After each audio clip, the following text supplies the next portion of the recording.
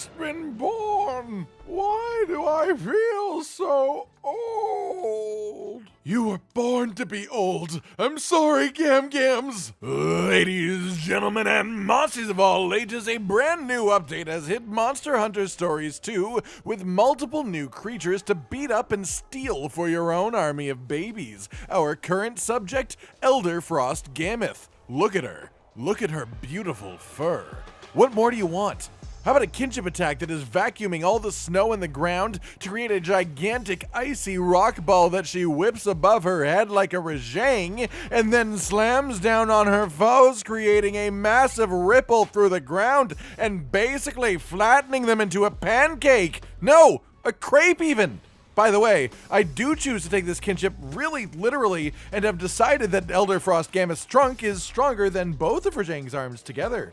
You can both fight and find babies of Elderfrost Gammoth on the brand new quest, Ice Eggs. It's named very literally, but unlike the previous quest for Fire Eggs and Thunder Eggs, they aren't exclusively in that element type of egg in the zone, and instead have a few extras from around the Alaska region in general. That or Zinogre was secretly changed to an ice monster while I wasn't looking. In any case, you can use this quest to farm the general monsters of the Alaska region quite reliably and in a cooperative fashion. To go on this quest, you need to use an expedition ticket, and it's worth noting that you absolutely can get the Monstie egg for Elderfrost from even the normal version of the quest from the normal tickets. However, you have a higher chance of getting her specifically from the rare versions of the quest, and of course the rarer the quest, the rarer the version of the egg too as well, to really let you get some big old powerful mammoth times going. At the end of this den, you'll find yourself, well, the one in charge, of course, Elderfrost herself, who is a reasonably difficult fight if you aren't capable of some good burst damage,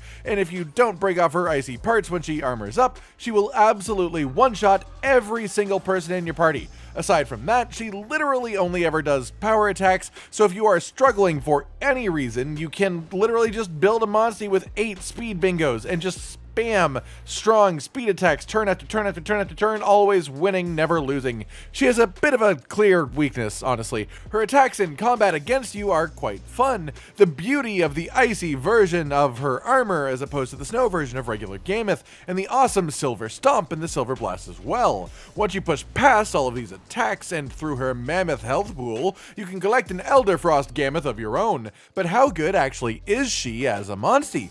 Well, it depends heavily on your goals. Is it having a giant, fluffy, colorful mistress of the snowy oasis carry you upon her back as she tears apart the world as we know it? Then she's perfect. Is it doing the most damage? Then yeah, she might be a few places behind the front. Is it survival? That's where you get a little bit more interesting once again. Here are the stats of Gammoth, Elderfrost Gammoth, and Velkhana side by side.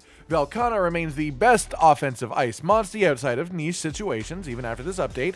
Regular Gammoth actually does more kinship damage than Elderfrost Gammoth does. It's just the motion value of the kinship, which is an interesting thing to consider. And otherwise, Elderfrost Gammoth is just higher attack, higher defense, higher crit Gammoth. Meaning if you want to be tanky, you absolutely can be, but due to the kinship attack swaparoo, if you want to get to really focus on using the kinship for maximum damage capability, you're sort of awkwardly better off with base regular Gam. Elderfrost comes with only 2 new genes of note, one of which is a heavy AoE ice attack that costs a hell of a lot of kinship called Silver Cannon. The other is a medium AoE ice attack with a chance to inflict skill seal that doesn't cost too much kinship at all.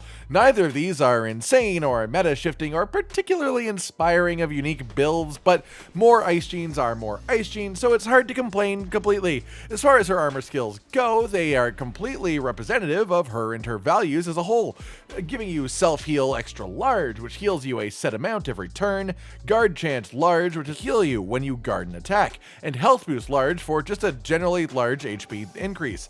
As for the weapons, every single weapon type has an Elderfrost weapon, and they're all quite good. The second best ice weapon for every type except for Gunlance, where it is actually the best by technicality of having a higher defense stat than Velkhana, even though it has the same attack. And also special mention to the beautiful ass hunting horn that I wish had a much better song set than negate ailments.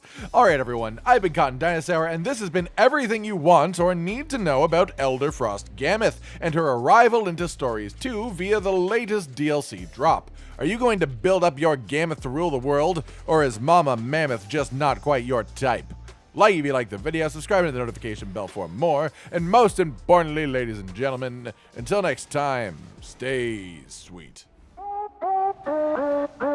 Josh, Cotton, and Hollow with the videos, dropping the humor like a hammer on your tippy toes, bringing entertainment on a daily arrangement to take our insanity and turn it into entertainment. Yes, I said entertainment twice, to reiterate that it is nice to look into your faces on a mostly daily basis when you let us in your homes to make the whole world a stage.